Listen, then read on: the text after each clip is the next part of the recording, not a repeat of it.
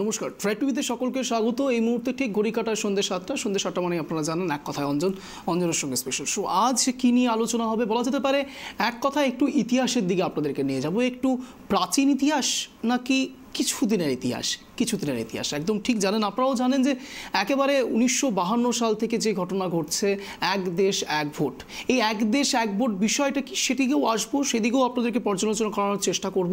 শুধুমাত্র ডিবেট নয়, একটু কনস্ট্রাকটিভ কিছু বেরিয়ে আসবে এমনই আশা করব আগামী 1 ঘন্টা। কিন্তু তার আগে 1952 থেকে 1967 এবং 67-র পর থেকে এই এক দেশ এক ভোট প্রায় উঠে গিয়েছিল এবং উঠেই গিয়েছে, কিন্তু সংবিধানে কি সত্যি এই এক দেশ এক ভোটের কথা বলা রয়েছে সেই সম্পর্কেও জানার চেষ্টা করব। কিন্তু তার আগে অঞ্জনের সাব প্রশ্ন আপনাদের সামনে তুলে ধরবো। দেখুন,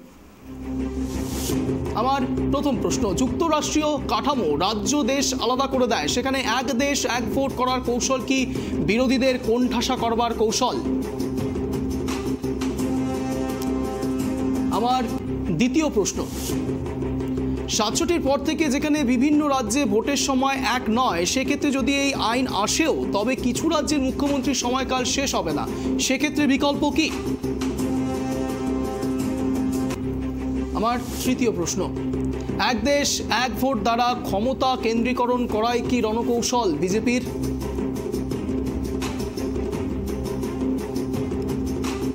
আমার চতুর্থ প্রশ্ন, লোকসভা এবং বিধানসভার ক্ষেত্রে সাধারণের চাওয়া পাওয়া ভিন্ন, সেক্ষেত্রে আঞ্চলিক দলগুলোকে নিশ্চিহ্ন করে দেওয়াটাই কি মূল লক্ষ্য কেন্দ্র সরকারের?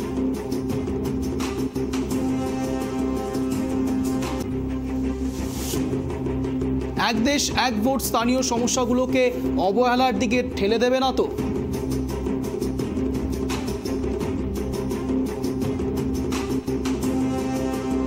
আমার ষষ্ঠ প্রশ্ন, গত কয়েক বছরে আত্মনির্ভরশীল ভারতবর্ষ গড়ার চেষ্টা চালাচ্ছে কেন্দ্র, সেই কাজের অগ্রগতির জন্যই কি এই পদক্ষেপ?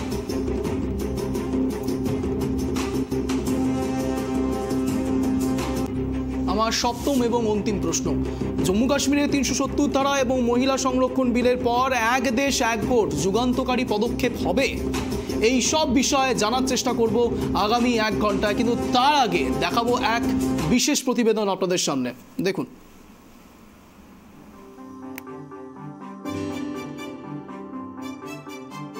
এক দেশ এক নির্বাচন হোক, এমনটাই চায় কেন্দ্রীয় সরকার। গত বছরই সেপ্টেম্বর মাসে বিশেষ অধিবেশন ডেকে এই প্রস্তাবনা এনেছে সরকার। প্রাক্তন রাষ্ট্রপতি রামনাথ কোবিন্দের নেতৃত্বে গঠন করা হয়েছে বিশেষ কমিটিও। এবার চলুন জেনে নিন আজকের এই বিষয়, অর্থাৎ এক দেশ এক নির্বাচন বিষয় আলোচনায় কেন। ভারত সরকার এক দেশ এক নির্বাচনের সম্ভাবনা খোঁজার জন্য ভারতের পূর্ব রাষ্ট্রপতি রামনাথ কোবিন্দের সভাপতিত্বে একটি সমিতি গঠন করেছেন। এবার শুনুন এক দেশ এক নির্বাচন কি। ভারতে এক দেশ এক নির্বাচন অবধারণের অর্থ লোকসভা ও সমস্ত রাজ্যের বিধানসভা নির্বাচন একসাথে পরিচালনা করা হবে। এই নির্বাচন একসাথে একই দিনে অথবা নির্দিষ্ট সময়ের মধ্যে করানোর বিচার। ভারতে 1967 পর্যন্ত এক দেশ এক নির্বাচন পরিচালনা করা হয়েছিল, যেমন 1952, 1957, 1962 ও 1967-তে লোকসভা ও রাজ্য বিধানসভা নির্বাচন একসাথে হয়েছিল। যদিও 1968-তে কিছু বিধানসভার সময় থেকেই আগেই ভেঙে যায়, যার কারণে এই চক্র ভেঙে যায়। 1970 লোকসভার সময়ের আগেই এই নির্বাচন পদ্ধতি ভেঙে ফেলা হয়। এরপর 1971 থেকে নতুন নির্বাচন চালু হয়।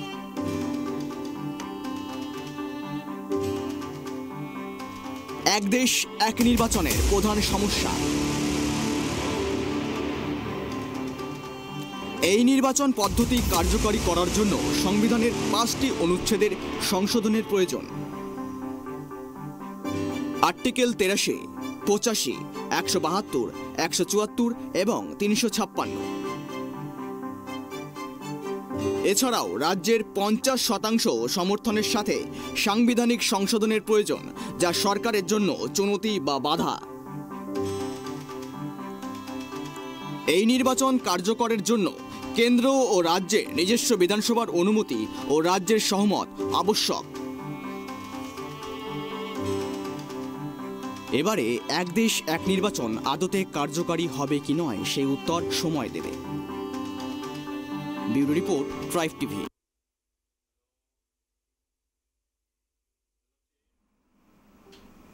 দেখুন, নিউটনের থার্ড ল বলে প্রত্যেকটি ক্রিয়ার সমান এবং বিপরীতমুখী প্রতিক্রিয়া আছে।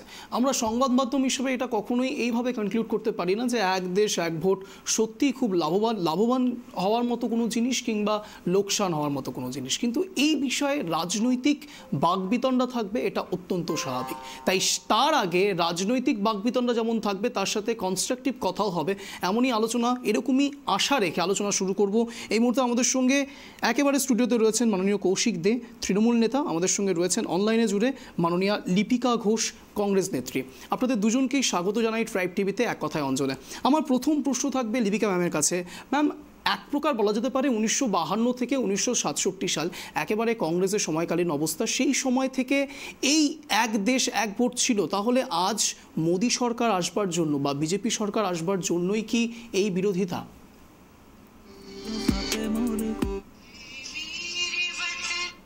আপনার সাউন্ড আসছে না, প্লিজ আনমিউট করুন।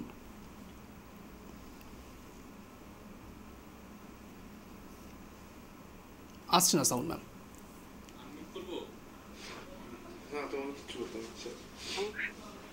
এবার শোনা যাচ্ছে? শোনা যাচ্ছে এবারে? একেবারে ক্লিয়ার, বলুন। বলছি যে সেই সময় ভারতবর্ষে যে সরকার বা যে অবস্থা ছিল,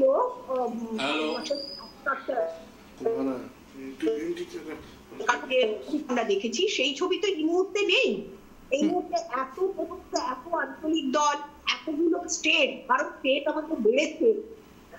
তো এখান থেকে আমার মনে হয় যে এই জিনিসটা কিভাবে সম্ভব হতে পারে, এটা কোনোভাবে তাহলে ভারতবর্ষকে একনায়কতান্ত্রিক একটা সরকারে নিয়ে যাওয়া, একনায়কতান্ত্রিক ভাবনা চিন্তায় বা সমস্ত দেশকে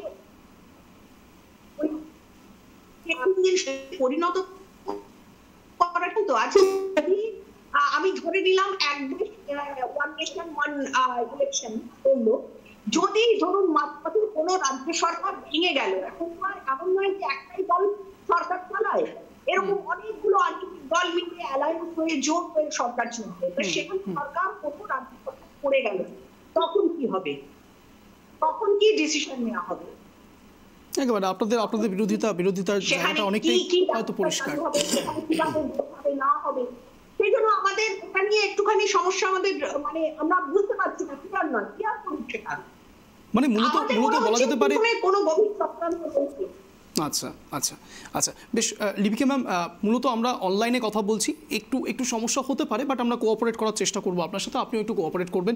বলা যেতে পারে এক কথায় আপনাদের মূল সমস্যা হচ্ছে বিভ্রান্তিমূলক এক চেষ্টা চলছে বিজেপির পক্ষ থেকে বা কেন্দ্রীয় সরকারের পক্ষ থেকে, মূলত আপনি এটাই হয়তো বলার চেষ্টা করলেন। একেবারে কৌশিকবাবুর কাছে আসবো। কৌশিকবাবু, আপনারা কেন বিরোধিতা করছেন? আজ ইন্ডিয়া জোট ভুলে গিয়ে একেবারে বলা যেতে পারে যে দেশের স্বার্থে ওয়ান নেশন ওয়ান ইলেকশন সত্যি কি আপনারা সমর্থন করেন? যদিও বা আপনাদের স্ট্যান্ড একদম পরিষ্কার এই ক্ষেত্রে যে আপনারা মোটেই এটাকে সমর্থন করছেন না। এবার প্রশ্ন হচ্ছে আপনারা কেন সমর্থন করছেন না? আপনি কি তাহলে সহমত হচ্ছেন লিপিকা ম্যাডামের সাথে? না, আমরা আমাদের যেটা দলগত যেটা অবজারভেশন আছে তাতে আমরা দেখছি।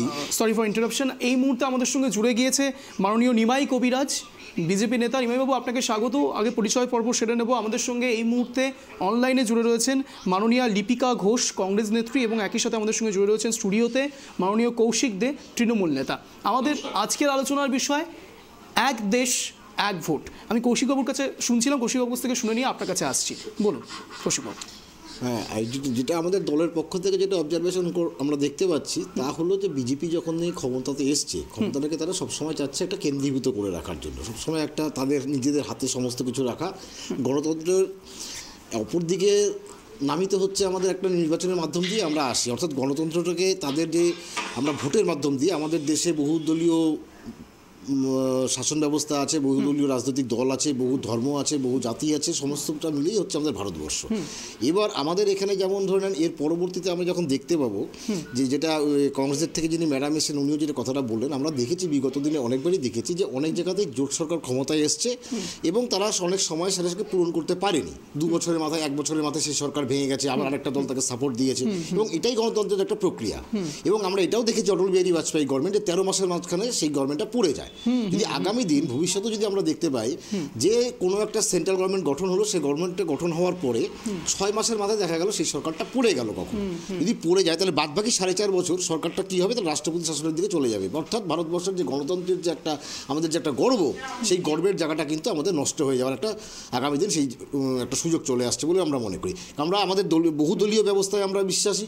আমাদের এখানে দ্বিদলীয় বা একদলীয় শাসন ব্যবস্থা তো আমরা নই, আমরা বহুদলীয় ব্যবস্থা আছে এখানে। যার ফলে কি হবে, এদের একটা টেন্ডেন্সি এখন দেখা যাচ্ছে যেটা, যেহেতু এখন বিজেপির একটা মানে অনেক সংখ্যা নিয়ে তারা এবং অনেক রাজ্যে তারা ক্ষমতায় এসছে, তারা একটা সেন্টিমেন্টকে কাজে লাগাতে চাইছে।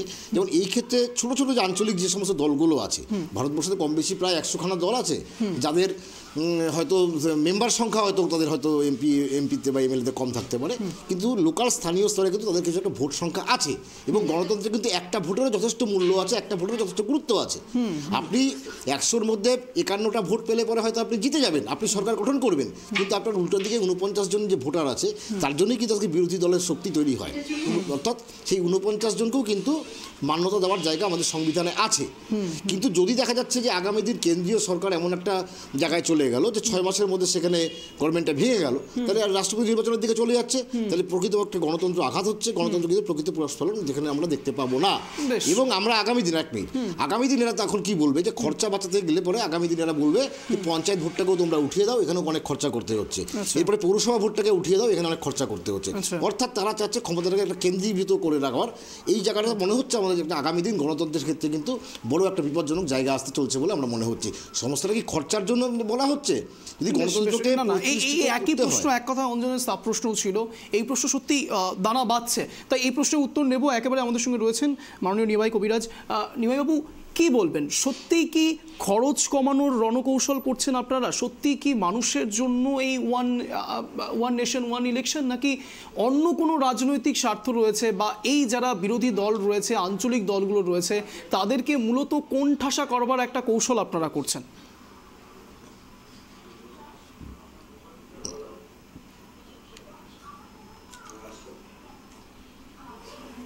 সবাইকে নমস্কার জানিয়ে আজকের যে সাবজেক্ট, যে বিষয়, এক দেশ এক নির্বাচন, এক দেশ এক ভোট, সাবজেক্ট খুব সুন্দর সাবজেক্ট। এই সাবজেক্ট নিয়ে শুধু আমি একটু বলতে চাই, সম্ভবত লিপিকা দিয়ে আগে বললেন, পরবর্তীতে কৌশিক বাবু বললেন, তো লিপিকাদির কথা সঠিকভাবে বোঝা যাচ্ছিল না এখানে অনলাইনের একটু ডিস্টার্ব হওয়ার কারণে। কিন্তু কৌশিক বাবু যেটা বললেন যে বহুদলীয় শাসন ব্যবস্থায় যদি ভেঙে যায় তাহলে কি হবে, নানান প্রশ্ন, সমস্ত প্রশ্নই যদির প্রশ্ন। কারণ এরা কখনোই চায় না, বিশেষ করে কংগ্রেস, সিপিএম এবং তৃণমূল, তারা চায় না দেশ স্টেবল ভাবে চলুক, স্টেবল গভর্নমেন্ট হোক। তারা সবসময় জগা খিচুড়ি সরকার বানিয়ে দেশের অর্থনৈতিক কাঠামোকে কিভাবে ধ্বংস করা যায়, দেশকে কিভাবে আর্থিকভাবে পিছিয়ে দেওয়া যায়, সেই উদ্দেশ্য নিয়ে এরা যদি কখন কি হবে, কখন কি হতে পারে, এই নানান চিন্তা নিয়ে তারা থাকে। কিন্তু ভারতীয় জনতা পার্টির পক্ষ থেকে এক দেশ এক ভোট, এক দেশ এক নির্বাচন যে লক্ষ্য, সেই লক্ষ্য শুধু দেশকে এগিয়ে নিয়ে যাওয়ার জন্য, দেশকে আর্থিকভাবে স্বয়ংসম্পূর্ণ করবার জন্য, দেশকে স্টেবল গভর্নমেন্ট উপহার দিয়ে দেশকে সুশাসন করবার জন্য এক দেশ এক ভোটের মাধ্যমে শুধু খরচ বাঁচানো নয়, ভারতবর্ষের গণতন্ত্রকে সঠিকভাবে সুদৃঢ় করবার লক্ষ্যে সাধারণ মানুষ সঠিকভাবে ভোট দিয়ে নিজেরা চয়ন করে সঠিক স্টেবল গভর্নমেন্ট নির্বাচন করে সেই নির্বাচনের মাধ্যমে দেশের মানুষ যাতে সুশাসন পায়, দেশ যাতে সুন্দরভাবে চলে, রাজ্য হোক কেন্দ্র হোক সমস্ত সরকার আর্থসামাজিক দিক দিয়ে মানুষের সার্বিক উন্নয়নের কাজ করতে পারে, এই উদ্দেশ্য নিয়েই এক দেশ এক ভোট, এক দেশ এক নির্বাচনের যে কথা চিন্তা ভাবনা করছে, এই ভারতবর্ষকে বিশ্বের দরবারে সর্বশ্রেষ্ঠ আসনে পৌঁছে দেবার। এবং বর্তমানে আপনারা জানেন মোদী সরকার ক্ষমতায় আসার আগে এই দেশটি ছিল, এই ভারতবর্ষ 11তম অর্থনীতির দেশ ছিল।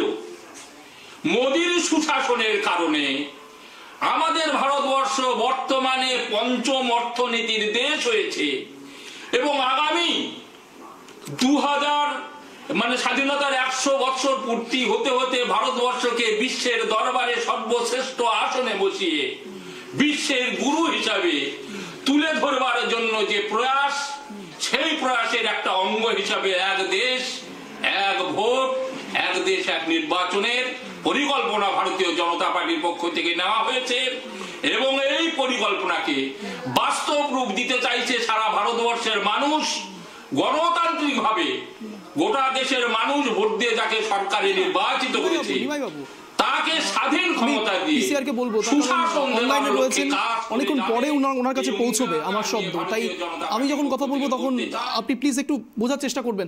নিমাইবাবু, আমার প্রশ্ন অত্যন্ত স্পেসিফিক করে দেওয়ার চেষ্টা করব আপনার কাছে।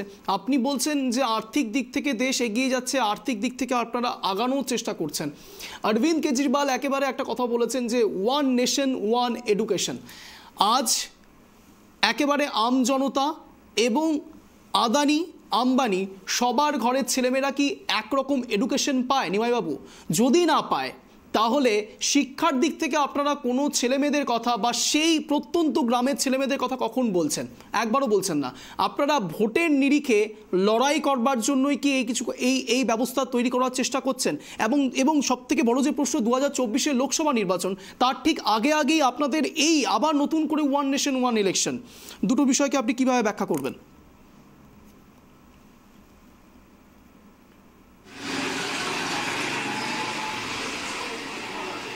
দেখুন, বিষয় হলো শিক্ষার বিষয় বলছেন, এই ক্ষেত্রে আপনাকে আমি স্মরণ করিয়ে দিতে চাই, হ্যাঁ প্লিজ, স্বাধীনতার পর থেকে 70 বছর পর্যন্ত গ্রামের মানুষের শিক্ষা ব্যবস্থাকে সুন্দরভাবে পৌঁছে দেওয়ার যে ব্যবস্থা বিগত দিনে হয় নাই, অটল বিহারী বাজপেয়ী সরকার সর্বশিক্ষা অভিযানের মাধ্যমে প্রতিটি পরিবারের শিক্ষা ব্যবস্থা পৌঁছে দেওয়া এবং তাদের খাওয়া, তাদের বই দেওয়া, তাদের স্টাইপেন্ড দেওয়া, যে বিষয়গুলো করেছে, এটা সর্বশিক্ষা অভিযানের মাধ্যমে শিক্ষাকে এগিয়ে নিয়ে যাওয়ার দরকার। প্রত্যেকটা ঘরে ঘরে শিক্ষা ব্যবস্থাকে পৌঁছে দেওয়ার জন্যই ভারতীয় জনতা পার্টির লক্ষ্য রেখেই কাজ করে এগিয়ে চলেছে। কে কি বলল, রাজনৈতিক স্বার্থে জগা খিচুড়ির দল সমস্ত চোর একত্রিত হয়ে যে কেজরিওয়ালের কথা বললেন, সেই কেজরিওয়াল দুর্নীতির বিরুদ্ধে লড়াই করে ক্ষমতায় এসে আজ তিনি দুর্নীতির পাকে পড়েছে। আজ হোক কাল হোক তাকে গ্রেপ্তার হবে, কারণ সে যেভাবে চুরি করেছে তার মন্ত্রিসভায় জেলে গেছে। সমস্ত চোরেরা একত্রিত হয়ে সৎ সরকার, একেবারে যার কথা আমি বলছি তিনি এক্সাক্ট কি বলেছে সেটা আপনাদের সামনে তুলে ধরবো। অরবিন্দ কেজরিওয়াল কি বলেছেন একবার শোনাবো। मैं देख रहा हूं कल से ये बीजेपी वालों ने नया शगुफा छोड़ा है, one nation one election, one nation. अरे हमको क्या मिलेगा वन इलेक्शन की, 10 इलेक्शन की, 12 इलेक्शन? बताओ, आम आदमी को कुछ मिलेगा one nation one election? One nation 100 election, one nation 1000 election, हमको क्या मिला? आम आदमी को कुछ मिला? One nation one election, one nation one education, one nation one education. सबको एक जैसी शिक्षा मिलनी चाहिए। अमीर के बच्चे को भी, अंबानी के बच्चे को, अडानी के बच्चे को जैसी शिक्षा मिलती है, वैसे मेरे किसान के और मजदूर के बच्चों को मिलनी चाहिए शिक्षा। वन नेशन वन एजुकेशन होना चाहिए, नहीं चाहिए हम लोगों को one nation one election. One election तुम रखो, हमारी बला से 1000 इलेक्शन कर। একেবারে আপনাদেরকে শোনালাম অরবিন্দ কেজরিওয়াল কি বলেছিলেন। আমি লিপিকা ম্যামের কাছে আসবো। ম্যাম, একেবারে এই কথার বিরুদ্ধে নিমাইবাবু বলছেন সর্বশিক্ষা অভিযানের কথা। আপনাদের সময়, আপনারা যখন সরকারে ছিলেন তখন শিক্ষার দিকে সেরকম ভাবা হয়নি, এখন এই সরকার ভাবছে, কি বলবেন? যাচ্ছে? একেবারে একেবারে পারফেক্টলি শোনা যাচ্ছে, বলুন।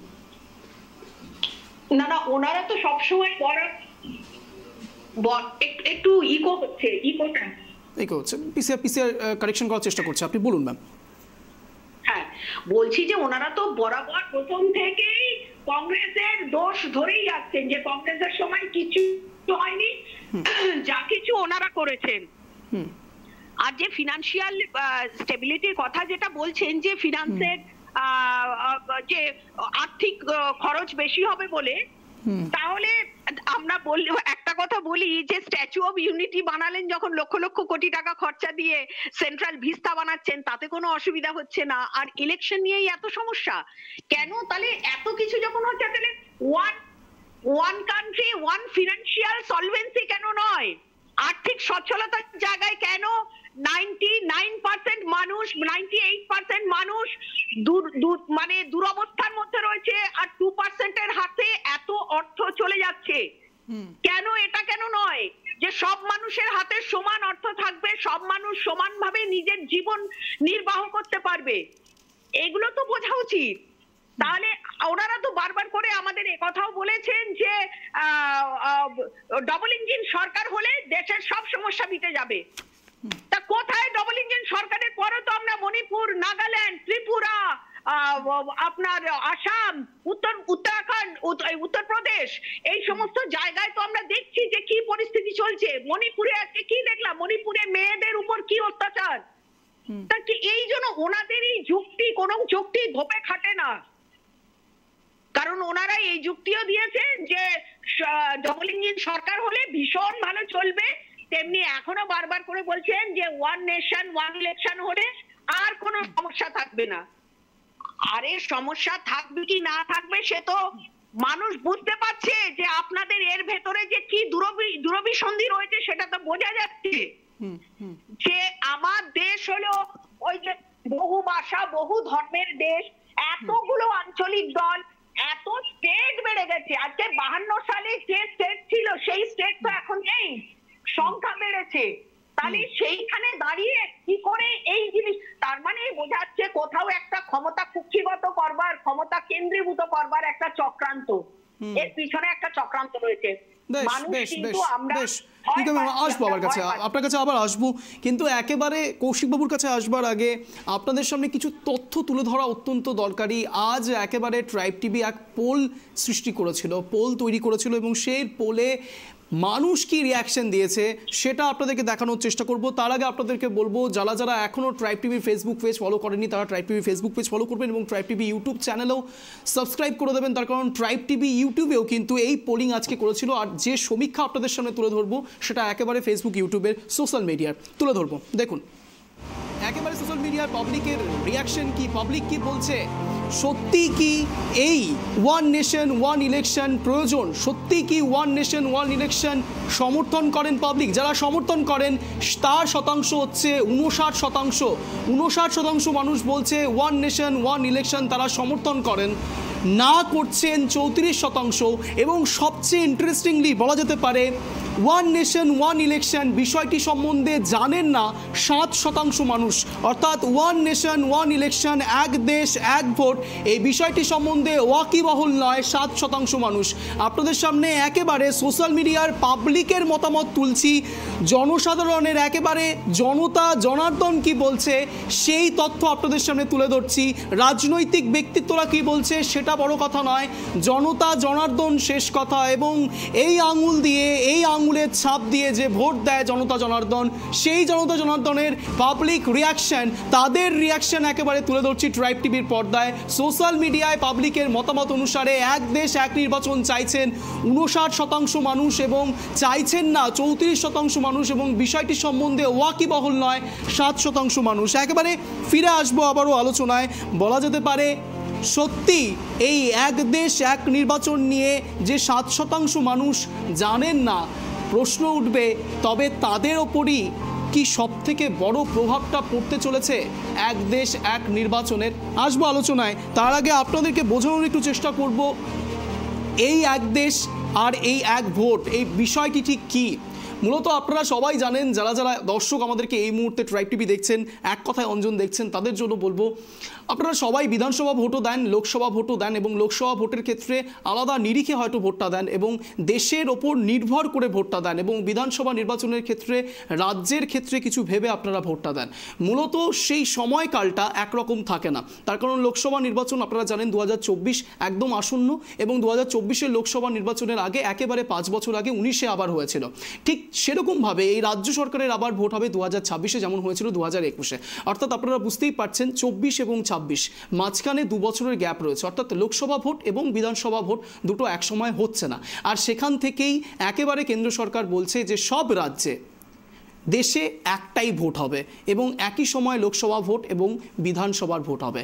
মূলত খুব শর্টে খুব ভালো করে ব্রিফলি বোঝানোর চেষ্টা করলাম কেন এই এক দেশ এক ভোট এবং এক দেশ এক ভোট আসলে কি। এটা শুধুমাত্র সেই 7% মানুষের জন্য, দর্শকদের জন্য, তার কারণ আপনাদেরকেও এডুকেটেড হতে হবে। শুধু ডিবেট দেখলে হবে না, তর্কাতর্কি দেখলে হবে না, বিতর্কে জড়ালে হবে না, জানা প্রয়োজন, এডুকেশন প্রয়োজন। ট্রাইব টিভি দেখুন, এডুকেশন পান। একেবারে কৌশিকবাবুর কাছে আসবো। কৌশিকবাবু, এক দেশ এক নির্বাচন আপনি দেখছেন একেবারে 34% মানুষ বলছে যে তারা চান না, কিন্তু 59% মানুষ বলছেন হ্যাঁ তারা এক দেশ এক নির্বাচন চান। কি বলবেন? না, আসলে বিষয়টা হচ্ছে আমরা আরো ভালো করে বিষয়টা এই বিলটা সম্পর্কে আরো ভালো করে জানতে চাই এবং আমাদের কিছু কোশ্চেন তো আছেই স্বাভাবিক। নিশ্চয়ই থাকতেই পারে। যেমন আমি বললাম যে 13 মাসের সরকার যখন একবার পড়ে গেল, অটল বিহারী বাজপেয়ী সরকার পড়ে গেল, তো সেটা যদি আবার যদি এরকম হয় যে 6 মাসের মাথায় একটা সরকার পড়ে যাবে, তো তাহলে পরে ভারতবর্ষে তখন কি সরকার দেশটাকে চালাবে নাকি রাষ্ট্রপতি শাসন সেখানে জারি হবে? তাহলে তাই যদি হয়, যদি সেটি সেটাকে 4.5 বছর অবধি টানতে লাগে, তাহলে কি হলো, গোটা ভারতবর্ষে 4.5 বছর ধরে রাষ্ট্রপতি শাসন ভারতবর্ষে থেকে গেল, তাহলে গণতন্ত্রটা কোথায় প্রস্ফুটিত হবে? সেই 4.5 বছরটা কি হবে? ঠিক একই ব্যাপারে যদি কোনো রাজ্যের ক্ষেত্রে হয়, তাহলে রাজ্যের ক্ষেত্রে তাই হিসাবটা হবে। যদি দেখা যাচ্ছে যে কোনো সরকার যদি পড়ে গেল মাঝখানে, তাহলে বাদবাকি সময়টা সেখানে রাজ্যপাল শাসন হয়ে যাবে কি রাষ্ট্রপতি শাসন হয়ে যাবে, তাহলে সেখানে কিন্তু গণতন্ত্রটা সেখানেও কিন্তু বিপন্ন হবে। একেবারে ঠিক বলেছেন। আপনার কথা হচ্ছে, আপনি বলছেন গণতান্ত্রিক পরিকাঠামো। প্লিজ আমি আপনার প্রশ্নটা শুনবো, আপনার উত্তরটাও শুনবো, কিন্তু একটা কথাও কিন্তু এখানে একেবারে শুনানি থেকে উঠে এসেছে যে 2019 সালে 60,000 কোটি টাকা খরচা হয়েছে শুধুমাত্র নির্বাচনের উপর ভিত্তি করে। আপনি এটাও তো মানবেন যে সত্যি আর্থিক দিক থেকে দেশকে এই নির্বাচনের পেছনে এতগুলো টাকা নষ্ট করা সত্যি প্রয়োজনীয়তা নেই? না, আজকে আপনারা একটু আগে নিমাইও বললো কি 11তম থেকে 5ম অর্থনীতিতে চলে এসছে, যে গণতন্ত্রকে প্রস্তুবিত করতে গেলে সেখানে টাকাটাকে কমিয়ে, খরচটাকে কমিয়ে দেওয়া হবে। তাই ভারতবর্ষের হাতে যখন এত টাকা আছে, তাহলে গণতন্ত্রকে বিপন্ন করে লাভটা কি? গণতন্ত্রকে প্রস্তুবিত করার জন্য যদি সেখানে আরো বেশি করে টাকা খরচা করতে, সেটা করা দরকার আছে। কারণ আমরা তো মনে করি যে ক্ষমতার বিকেন্দ্রীকরণটা আমরা চাই, ক্ষমতার বিকেন্দ্রীকরণ আপনারা চাইছেন, আপনাদের ভ্যালিড পয়েন্ট রয়েছে, কিন্তু আরো একটা বিষয় আছে, ভোটের জন্য এতগুলো টাকা নষ্ট করার কি সত্যি প্রয়োজন রয়েছে? এখানে বলি, আসলে যারা হচ্ছে জাতীয় দল, যারা ক্ষমতাশালী দল, যারা হাতে পয়সা আলা, যাদের হাতে শিল্পপতিরা আছে, তারা একটা ভোটের সময় কেন্দ্রীয় অ্যাকচুয়ালি মানুষের হয় কি, অনেক মানুষ যারা ফ্লোটিং ভোটার আছে, যারা দোদুল্যমান ভোটার, যারা কোনো কমিটেড ভোটার নয়, তারা কি করে অনেক সময় দেখে যে কেন্দ্রের একটা পার্সপেক্টিভে ভোট দেয়, সেই লোকটাই রাজ্যে হয়তো আরেকটা পার্সপেক্টিভে ভোট দেয়, সেই লোকটাই পঞ্চায়েতে এসে আরেক পার্সপেক্টিভে ভোট দেয়। না, এটাই তো স্বাভাবিক, এটাই একেবারে। কিন্তু যখন বিষয়টা হবে, যখন একটা ভোট যখন একসাথে ভোট হবে না, তখন দেখবে যে এরা কি করবে, হঠাৎ করে জাতীয়তাবাদী একটা ইস্যু তুলে ধরবে। আপনার রাজ্যের যে সমস্যা, সেই সমস্যাটাকে ইস্যুটাকে বাদ দিয়ে এরা ফট করে চলে যাবে রাম মন্দিরের ইস্যু, ফট করে চলে যাবে হিন্দুত্বের ইস্যু, ফট করে চলে যাবে কাশ্মীরের ইস্যুতে। অর্থাৎ বাস্তবে আপনার রাজ্যের যে সমস্যা বা আপনার জেলার যে সমস্যা, সেই সমস্যাটা কিন্তু তখন মানুষ সাময়িক পিসের জন্য মানুষের মাথা থেকে কিন্তু উড়ে চলে যাবে। তারা চেষ্টা করবে সেটাকে প্রভাবিত করে, সেটাকে খাটানোর, একটা মানুষকে প্রভাবিত করার জন্য। সুতরাং যার ফলে যেই সমস্ত দলগুলো পয়সাওয়ালা দল, যেসব যাদের পিছনে অনেক পয়সা আছে, তারা কি করবে, তারা মানুষকে যেভাবে করে প্রভাবিত করে সেই ভোটটাকে কিন্তু মানে সঠিক প্রস্ফুটিত হবে বলে আমার মনে হয় না। একেবারে ভ্যালিড পয়েন্ট।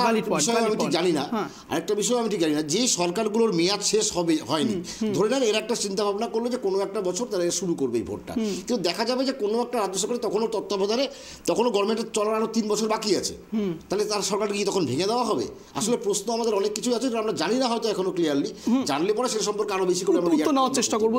যারা এই ওয়ান নেশন ওয়ান ইলেকশন আনবার চেষ্টা করছে, তাদের কাছ থেকে উত্তরটা নেওয়ার চেষ্টা করবো। নিমাইবাবু কি বলবেন?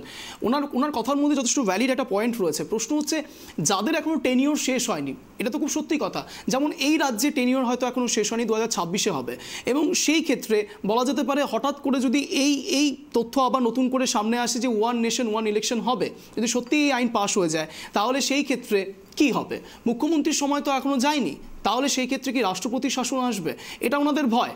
এবং অনেক দর্শকদেরও যারা যারা যারা 34% মানুষ বলছেন যে তারা ওয়ান নেশন ওয়ান ইলেকশন চায় না, এবং যারা একেবারে যারা 7% মানুষ যারা বলছে ওয়ান নেশন ওয়ান ইলেকশন সম্বন্ধে জানেন না, তাদের একটা বড়সড় প্রশ্ন রয়েছে। সবকিছু যদি দিয়ে হয় না, আপনি বলতেই পারেন কথার প্রসঙ্গে যে যদি দিয়ে, কিন্তু প্রশ্নটা তো খুব সত্যি ভ্যালিড পয়েন্ট যে যদি দিয়েই সবকিছু আসে, ফিজিক্সও যদি দিয়ে শুরু হয়, যে কোনো সায়েন্স যুক্তি আসেই যদি দিয়ে, কি বলবেন? ভবিষ্যৎটা চিন্তা করি তো আমাদেরকে চিন্তা ভাবনা বলুন, নিমাইবাবুর কাছ থেকে উত্তর নেব। নিমাইবাবু বলুন।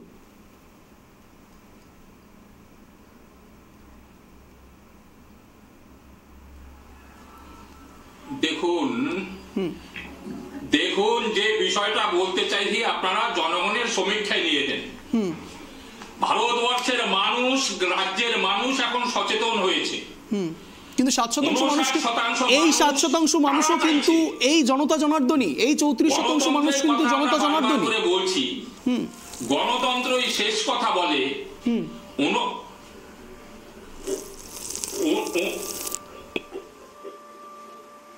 এইবার সেই ক্ষেত্রে গণতন্ত্রের সংখ্যার ভিত্তিতে যে গণতন্ত্রের মূল্যায়ন হয়, 59 বা 60% মানুষ চাইছে যে এক দেশ এক আইন, এক দেশ এক ভোট, এক দেশ এক নির্বাচন। এই মানুষগুলো চাইছে কিসের স্বার্থে? দেশের স্বার্থে, গ্রামের স্বার্থে, এলাকার উন্নয়নের স্বার্থে। আর কৌশিক বাবু যেটা বললেন, আবার আমি একই কথা বলবো, কি হবে কি না হবে সে তো বিষয় আলোচনা হবে সংসদে, এই বিষয়ে নিশ্চয়ই আলোচনা হবে। আলোচনা ছাড়া কিছুই হবে না। কবে থেকে ইমপ্লিমেন্ট হবে, কি হবে, সবই আলোচনার মধ্যে রয়েছে। কিন্তু দেশের স্বার্থে এটা প্রয়োজন, সেটা আমজনতাও জানে, আমজনতা সে একই রায় দিয়েছে। দ্বিতীয় কথা, 7% মানুষ যারা কিছু জানে না, এই জানানোর জন্য এটা মানুষকে সচেতন নিশ্চয়ই করতে হবে। আজকে জানে না, কাল যখন এটা প্রচার হবে, যখন ঘোষণা হবে, যখন অ্যাওয়ারনেস হবে, তখন তারাও জেনে যাবে, তারাও একই কথা বলবে যে না, সঠিক সিদ্ধান্ত, এক দেশ এক ভোট হওয়া উচিত, কারণ প্রত্যেকের কল্যাণ এখানে জড়িয়ে আছে। তারপর কৌশিক বাবু আর একটা কথা বললেন, 11 নম্বর থেকে 5 নম্বরে এসছে, তাহলে এত টাকা, তাহলে ঘন ঘন ভোট হলে অসুবিধা কি, গণতন্ত্রের অসুবিধা কোথায়? সেই ক্ষেত্রে আমার বক্তব্য, দেশকে শুধু 5 নম্বরে নিয়ে গেলে হবে না, প্রথম স্থানে নিয়ে যেতে হবে। তার জন্য যে যে প্রক্রিয়া, আজকে আপনি ভাবুন, যেসব ঐতিহাসিক সিদ্ধান্তগুলো নেওয়া আছে, 3 বছর থেকে ভারতবর্ষের 80 কোটি মানুষকে বিনা পয়সায় খাওয়া দিচ্ছে। ভারতবর্ষের 2,20,00,000 ডোজ ইনজেকশন বিনা পয়সায় দেওয়া হয়েছে। 11 কোটি মানুষকে বিনা পয়সায় উজালা দেওয়া হয়েছে। 13 কোটি মানুষকে ঘরে ঘরে বিনা পয়সায় বিশুদ্ধ পানীয় জল পৌঁছানোর ব্যবস্থা হয়েছে। এই শব্দবন্ধটা ব্যবহার করবেন না, যোজনার ঘর দেওয়ার ব্যবস্থা, বিনে পয়সা শব্দটা প্লিজ বলবেন না। আমি আবারও বলছি, নিমাইবাবু প্লিজ এই শব্দবন্ধটা ব্যবহার করবেন না। এই কৌশিক বাবু থেকে নিমাইবাবু প্লিজ, আপনি আপনার কথা শুনছেন না, ফেয়ার ডাউন করতে বাধ্য হবো। প্লিজ নিমাইবাবু, নিমাইবাবু প্লিজ, আমি লিপিকা ম্যাডামের কাছে আসবো। ম্যাম লিপিকা ম্যাম, আপনার কাছে আসবো। এক কথায় নিমাইবাবু বলছেন যে বিনে পয়সা মানুষকে বিনে পয়সা সবকিছু দেওয়া হচ্ছে। ম্যাম, অদ্ভুতভাবে এই মানুষগুলো যদি না থাকে, এই মানুষগুলো যদি ভোট না দেয়, তাহলে এই জনপ্রতিনিধিরা এই কথাটা বলার সাহস পায় না যে বিনে পয়সা। কোনো মানুষকে কেউ বিনে পয়সা কোনো কিছু দিচ্ছে না। সব মানুষের ভোটের একটা দাম রয়েছে, কেউ বিনে পয়সা কিছু দিচ্ছে না। লিপিকা ম্যাম কি বলবেন? ওনারা অধিকারটাই তো মানেন না, যে মানুষের এই যে দেশের নাগরিকদের একটা অধিকার আছে, ওনারা সেটা মানেন না। এই যে আরটিআই যেটা করা হয়, যে রাইট টু ইনফরমেশন, এটা দেখবেন ওনারা দেন না। মনে আছে আপনার ওই ইয়ের জন্য, আরে পিএম কেয়ারসের টাকা নিয়ে আমরা বহুবার আরটিআই করেছি, কিন্তু তার কোনো উত্তর দেননি। ওনারা মানুষের যে কোনো অধিকার আছে সেটা ভাবেনই না। ওরা ভাবেন যে ভিক্ষা দিচ্ছেন, কিন্তু নয়, এটা হলো একটা দেশের মানুষের, দেশের নাগরিকদের অধিকার। এটা একেবারেই। আর সব থেকে বড় কথা যে এক দেশ এক ভোট, আগে তো মানুষের এক দেশে সমস্ত মানুষের এক ক্রয় ক্ষমতা, এক শিক্ষা থাকতে হবে, যে আমিও যে খাবারটা খাচ্ছি আর একটা মানুষ লিপিকা ম্যাম, আপনার আপনার আপনার আপনার কথা প্রসঙ্গে গেড়িয়ে খাচ্ছে, এটা তো হতে পারে না। লিপিকা ম্যাম, আপনার কথা প্রসঙ্গে আপনার কাছে একটা প্রশ্ন রয়েছে। আপনি বলছেন যে আগে তো এক ক্রয় মূল্য, আগে মানুষের কাছে সঠিকভাবে খাওয়ার এবং সবকিছু, তারপর ওয়ান নেশন ওয়ান ইলেকশন। তাহলে কি আপনি মনে করছেন যে এই 1952 সাল থেকে 67 সাল অবধি আপনাদের সময়তে সব মানুষ একই রকম ভাবেই বেস পেতেন, একই রকম ভাবেই সবকিছু পেতেন 1952 থেকে 67 সাল অবধি? না না, আপনি একটা জিনিস ভাবুন না, যে 52 থেকে 67 কথা বলছেন, 52 থেকে 67 কেন, তার পরবর্তীকালেও ভাবুন। সেই জায়গা থেকে তো আমরা 2004 আজকে আর্টিফিশিয়াল ইন্টেলিজেন্স নিয়ে আমরা কথা বলছি, সেইখানে এত বড় বড় কথা যে বিজেপি বলছে, তাহলে বিজেপি তো সেই স্পেসটা মানুষকে দেওয়ার দরকার। আজকে আমরা দেখছি আরো বেশি যেন বিভেদের জায়গাটা আরো স্পষ্ট হচ্ছে, যে কিছু মানুষের কাছে সম্পত্তি কুক্ষিগত হচ্ছে আর বেশিরভাগ মানুষ তারা বঞ্চিত। তো এই ফারাকটা তো থাকা উচিত নয়, একদমই উচিত নয়। বেশ, তাহলে মানুষকে তো সেই স্পেস গুলো দিতে হবে। বেশ একেবারে আসবো আলোচনায়, কিন্তু তার আগে একেবারে কল্যাণ ব্যানার্জি কি বলেছেন, তৃণমূল সাংসদ, একবার শোনাই, তারপর আসছি আলোচনা। শুনুন। Today we appeared before the committee headed by our Honorable ex-President. Now we have referred our letter which was written by our leader Mamata Banerjee, and we have said very categorically that we are opposing this idea, one nation, one election. There is a hidden agenda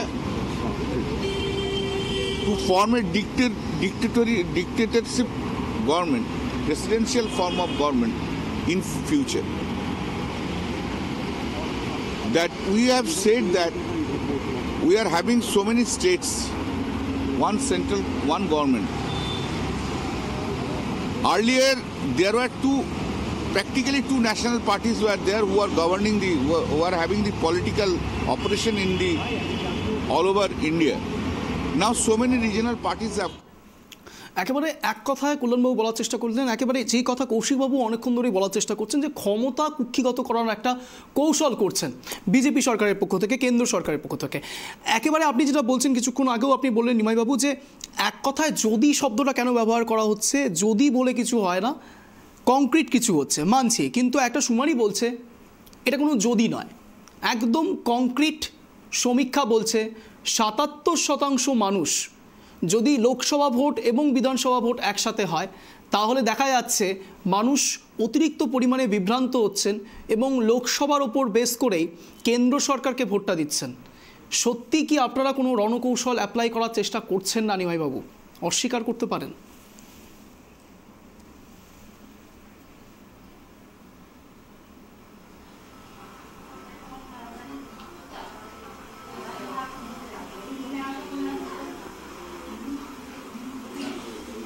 এইখানে বিষয়টা হলো সম্পূর্ণ দেশের স্বার্থে যা করবার করা হচ্ছে, আর যারা এর বিরোধিতা করেছে তারা রাজনৈতিক অস্তিত্ব বিপন্ন হওয়ার মুখে, এই রাজনৈতিক অস্তিত্ব বিপন্নতার কারণে তারা বিভিন্নভাবে বিভ্রান্ত করছে। আজকে লোকসভা নির্বাচন ওরা কি ধরে নিয়েছে যে লোকসভা নির্বাচন শুধু বিজেপিরই হবে আর কারো হবে না? এই দৈন্যদশা অবস্থা কেন তাদের? তাই এর মতো অবস্থায় বলতে চাই, বলুন।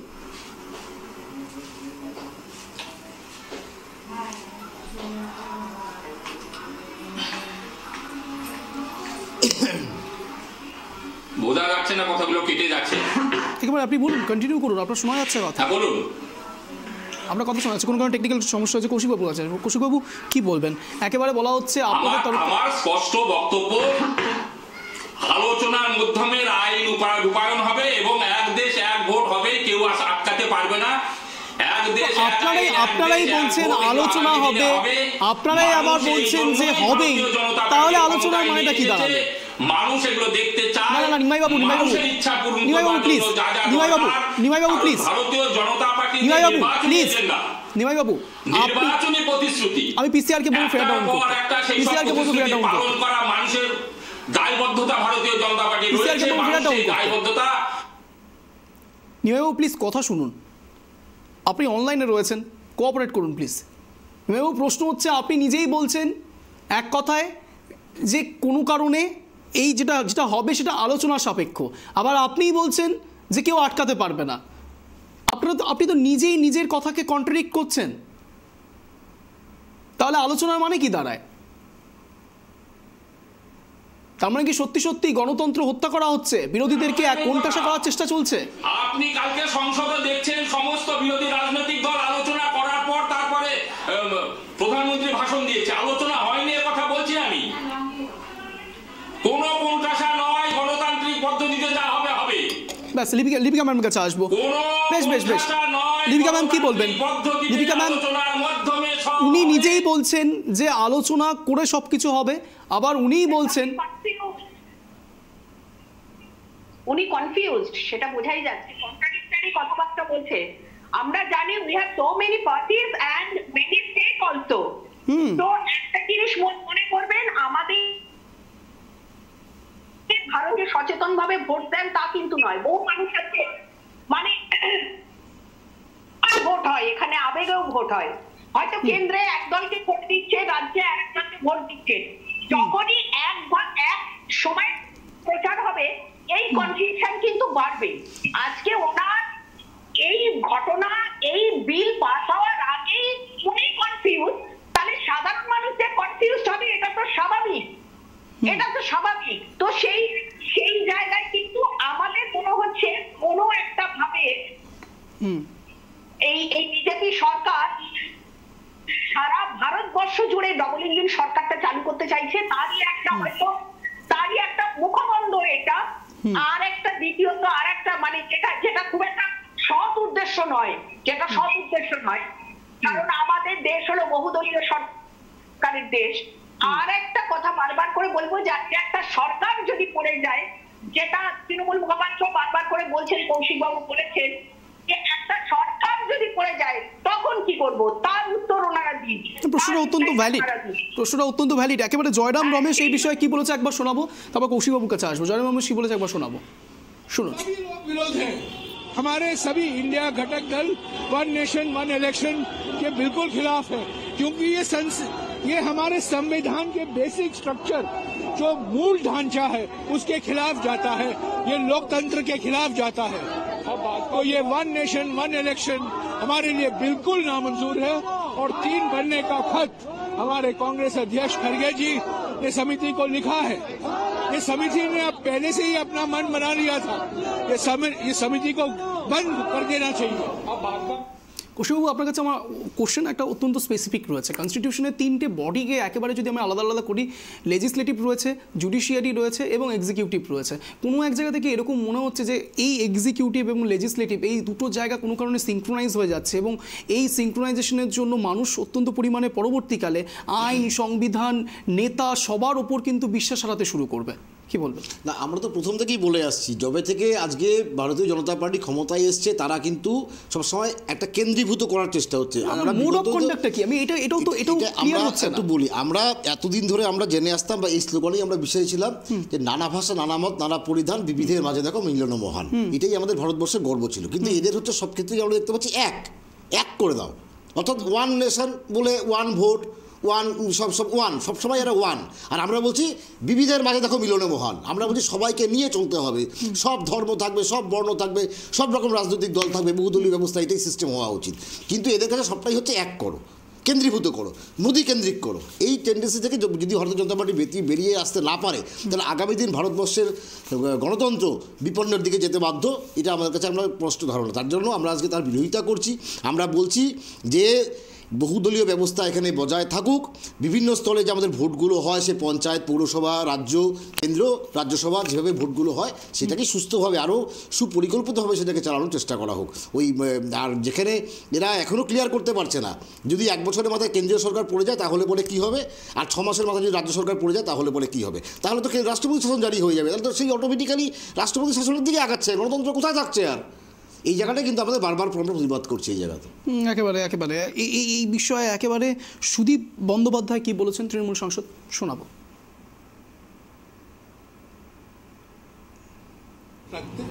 দেশের সংসদীয় গণতান্ত্রিক ব্যবস্থা যাতে বিপন্ন না রাখা হয় সে ব্যাপারে সচেষ্ট হতে আমরা আশঙ্কা প্রকাশ করেছি যে আমাদের দেশে প্রেসিডেন্সিয়াল ফোরাম অফ গভর্নমেন্ট প্রণয়ন করার একটা উদ্যোগ শুরু হয়েছে এবং তারই পদক্ষেপ হিসাবে এটাকে বলা হয়েছে হিডেন এজেন্ডা এবং এই হিডেন এজেন্ডাটা খুব সহজভাবে আজকে আনা হচ্ছে এবং এই অটোক্রেটিক ডিসিশনটাকে একটা গণতান্ত্রিক প্রক্রিয়ার মধ্যে দিয়ে নিয়ে এসে তাকে পরবর্তীকালে তার প্রকৃত রূপ দেওয়া হবে।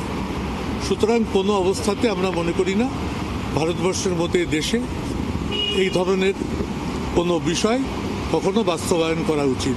Trinamool Congress opposes it.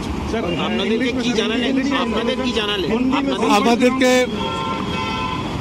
Honourable former vice president chairperson of the committee একেবারে লিপিকা ম্যাডামের কাছে আসবো। ম্যাম, এক কথায় আপনার কাছেই আসবো আপনার কাছেই প্রশ্ন রয়েছে যে এক কথায় যেটা বলার চেষ্টা করছে বিজেপি সরকারের পক্ষ থেকে যে শুধুমাত্র আর্থিক দিক থেকে নয়, আরও অনেকগুলো বিষয় কিন্তু এখানে কেন্দ্রীকরণ করা সত্যি খুব অত্যন্ত প্রয়োজনীয়। যেখানে বলা হচ্ছে যে সিকিউরিটির ক্ষেত্রে এবং যেখানে বলা হয় যে প্রত্যেকটি ভোটের ক্ষেত্রে যখন সিকিউরিটি সিস্টেম কাজ করে সেখানে একসাথে অনেক রেজিমেন্টকে কুক্ষিগত করতে হয়। সেই সময়তে যদি আমরা সিকিউরিটির দিক থেকে যাই, যদি কোনো বর্ডার এরিয়াতে যাই, তাহলে সেখানে শর্টেজ পড়তে পারে। সেটা যদি একসাথে হয়, একসঙ্গে যদি হয় লোকসভা এবং বিধানসভা নির্বাচন, তাহলে সিকিউরিটির ক্ষেত্রেও কিন্তু অনেকটা বেশি পরিমাণে ম্যান পাওয়ার আমরা ব্যবহার করতে পারবো। সেই ক্ষেত্রে কি বলবেন? অত সিকিউরিটি কোথায় দিতে পারেন ওনারা? সব জায়গায় একটা জায়গায় রাজ্যে ভোট হলে ওনারা সিকিউরিটি চাইলে সিকিউরিটি পাঠাতে পারেন না। আমরা তো এখন আতঙ্কগ্রস্ত হচ্ছি যে ওয়ান নেশন ওয়ান ল্যাঙ্গুয়েজ না করে দেয়, হিন্দিকে না চাপিয়ে দেওয়া হয়, সমস্ত আঞ্চলিক ভাষাকে না বন্ধ করে দিয়ে হিন্দিকে না চাপিয়ে দেওয়া হয়। বিস্ফোরক কথা বলছেন আপনি, খুব আতঙ্কগ্রস্ত ওনাদের। বিস্ফোরক কথা বলছেন আপনি। একদম হিন্দি চাপিয়ে দেওয়ার একটা, এরা এমনি বাংলাকে নষ্ট কোনোভাবে মানে বাংলাকে দাবা। আজকে একথা বলছে, কালকে না ওয়ান ল্যাঙ্গুয়েজ। সেই জন্য আমরা আতঙ্কিত। আমরা ছোটবেলা থেকে এইটা পড়ে বড় হয়েছি, নানা ভাষা নানা মত নানা পরিধান।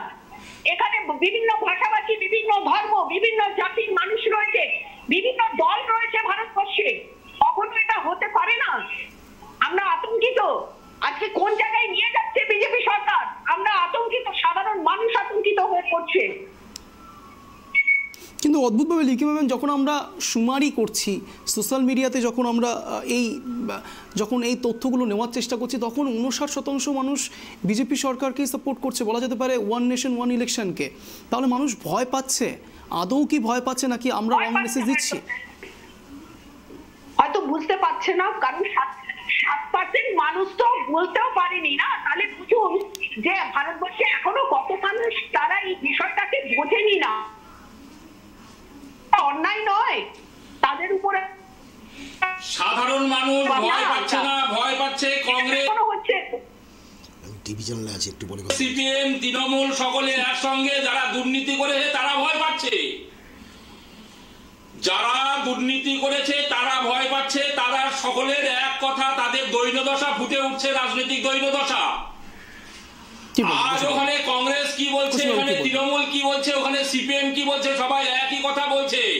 তাদের যে দশা, রাজনৈতিক দৈন্যদশা, এবং তারা যে দুর্নীতি করেছে, দুর্নীতির হাত থেকে বাঁচার রাস্তা নেই, তাই তারা একত্রিত হয়ে একই সুরে কথা বলছে।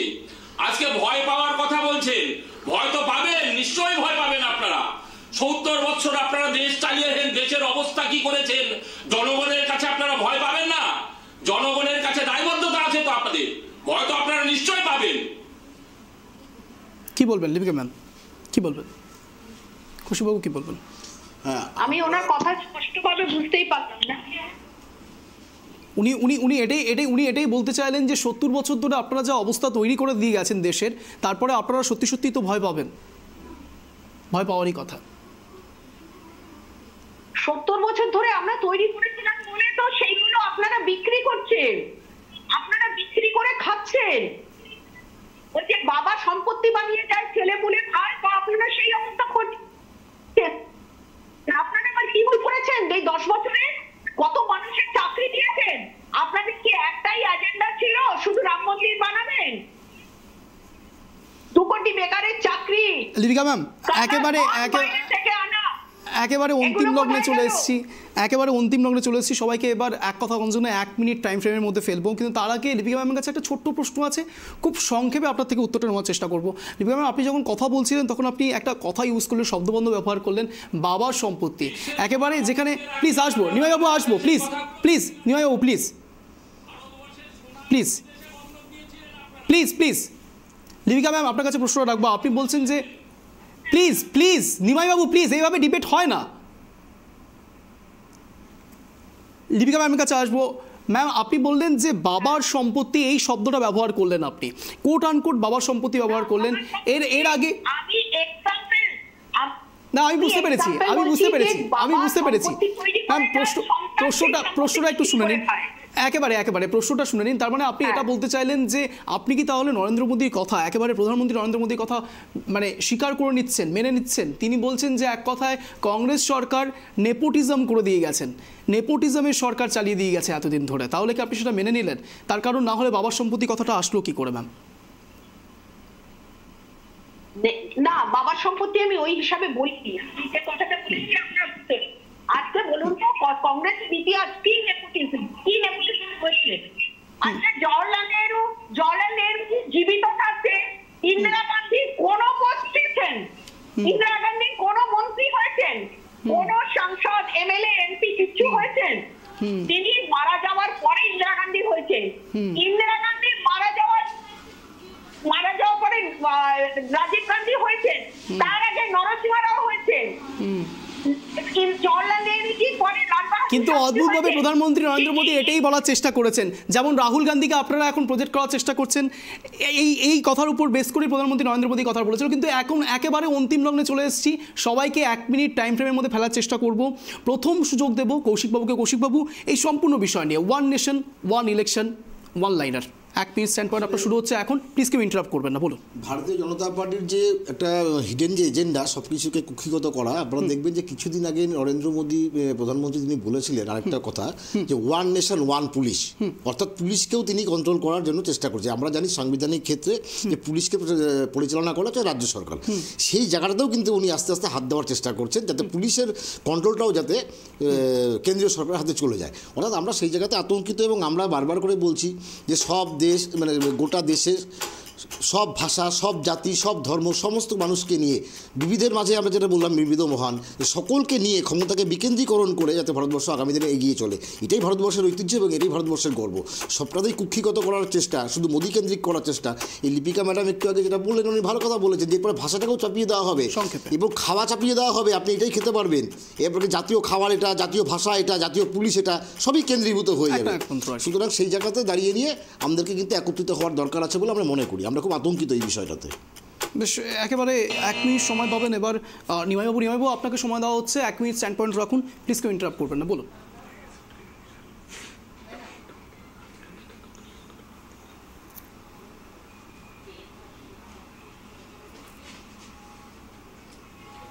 এই বিষয়ে আমার বক্তব্য, ভারতীয় জনতা পার্টির নীতি সবকা সাথ, সবকা বিশ্বাস, সবকা প্রয়াস, সব মানুষের আশা আকাঙ্ক্ষা পূরণের জন্য মানুষ যেটা চাইবে ভারতীয় জনতা পার্টি সেটা করবে। মানুষ চাইছে এক দেশ এক ভোট, এবং সেটা আগামী দিনে হবে, দেশের স্বার্থে হবে, মানুষের স্বার্থে হবে, সমাজের স্বার্থে হবে, এবং এটা আগামী দিনে কার্যকর হবে, সকলকে নিয়ে, সকলের মাধ্যমেই হবে। 1 মিনিট সময় শেষ হওয়ার আগেই শেষ করেছেন আপনার কথা। এবার একেবারে অন্তিম লগ্নে এসে শেষ সুযোগ দেবো লিপিকা ম্যামকে। লিপিকা ম্যাম, আপনি 1 মিনিট সময় পাচ্ছেন, বলুন, প্লিজ কেউ ইন্টারাপ্ট করবেন না, বলুন। সবকা সাথ, সবকা বিশ্বাস, এত বড় বড় করে কাস্ট সেন্সাস করার কথা বলছি, সেটা করছেন না কেন? সেটা করছেন কেন? সেই জনগণনাটা কেন বাদ দিয়ে রেখেছেন? সেই জন্য এই সমস্ত করে কোনো লাভ হবে না। কংগ্রেস প্রস্তুত আছে এই ফ্যাসিস্ট, এই সাম্প্রদায়িক সরকারকে রুখবো আমরা, একদম ভারতবর্ষকে একটা সুস্থ মুক্ত বাতাস আমরা এনে দেব। একেবারে 1 মিনিট সময় শেষ হওয়ার আগেই আপনি শেষ করেছেন। আপনাদের তিনজনকেই জানাই অশেষ ধন্যবাদ ট্রাইব টিভিতে আসবার জন্য, এক কথা অঞ্জনে জয়েন করবার জন্য। যে কথা বলে আজকের এই স্পেশাল শো শেষ করতে হচ্ছে, বলা যেতে পারে সত্যি সত্যি এই এক দেশ এক ভোট কতটা ইম্প্যাক্ট ফেলবে পরবর্তীকালে, সেরকমভাবেই গোটা দেশে জনতা জনার্দন লোকসভা নির্বাচনে কি বলছে সেটাও একটা বড় এফেক্ট ফেলতে চলেছে। ঠিক যেরকমভাবে এরকমই টান টান শো দেখার জন্য ঠিক সন্ধ্যে 7টায় নজর রাখতে হবে ট্রাইব টিভির পর্দায় এক কথা অঞ্চলে। নমস্কার।